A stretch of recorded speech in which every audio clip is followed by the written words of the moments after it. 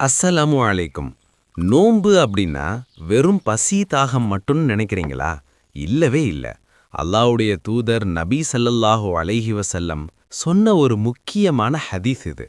மனிதனுடைய எல்லா செயல்களும் அவனுக்கே உரியது. ஆனா நோன்பு எனக்குரியது. மத்த எல்லா வணக்கத்துக்கும் ஒரு அளவு இருக்கு. ஆனா நோன்புக்கு மட்டும் நானே அதுக்கு கூலி கொடுப்பேன் அப்படின்னு அல்லாஹ் சொல்றான். ஏன்னா நோன்பு உங்களுக்கும் அல்லாஹ்வுக்கும் இடையில இருக்கிற ஒரு ரகசியம். இந்த ரமதான்ல நம்ம பசிய மட்டும் பொறுத்துக்காம நம்ம நாவையும் கோபத்தையும் கட்டுப்படுத்தி அல்லாஹ்வுக்கு பிடிச்ச மாதிரி நோன்பு வைப்போம். இன்ஷா அல்லாஹ் இது போன்ற தினசரி ரமதான் நினைவூட்டல்களுக்கு எங்களை பின்தொடருங்கள். ஜஸாக்கல்லாஹ் ஹைரன். இன்ஷா அல்லாஹ் இது போன்ற தினசரி ரமதான் நினைவூட்டல்களுக்கு எங்களை பின்தொடருங்கள். ஜஸாக்கல்லாஹ் ஹைரன்.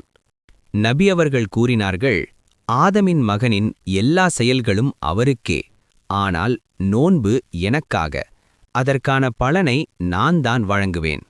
ஆதாரம் சஹி அல் புகாரி.